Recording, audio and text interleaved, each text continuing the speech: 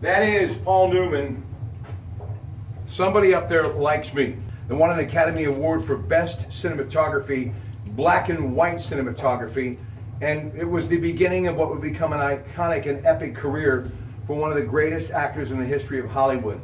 You know, a lot of you know him from some of his later films like Butch Cassidy and the Sundance Kid, The Sting, and many others. But really, the early days of Paul Newman, pretty exceptional, including this movie here, one of my all-time favorites. And I remember it was released in '56, as I mentioned, but probably about 10 years later, during one of those Sunday dinners at my grandmother's house in New Brighton, it was on the afternoon movie. And I remember sitting there watching it and embracing the fact that Paul Newman really took time to pay tribute to a guy who I idolized as a fighter. So my connection to Paul Newman then was more from Rocky Graziano's point of view.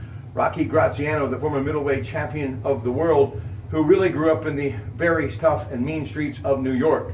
He, of course, went on to become a living legend in and out of the ring. He was known for that powerful right hand that always seemed to have the ability, when they were about ready to count him out, to get that knockout punch.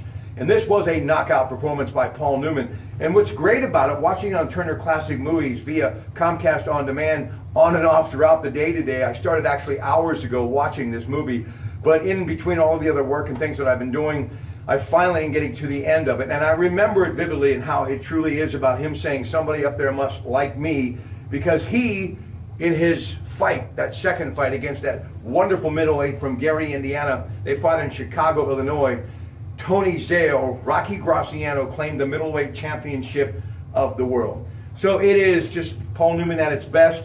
If you get a chance, please check it out. And if you like good boxing movies, and look, Sylvester Stallone will be the first to tell you, Rocky was great, and it is great, but that's kind of a fictional character. Rocky Graziano was anything but fictional.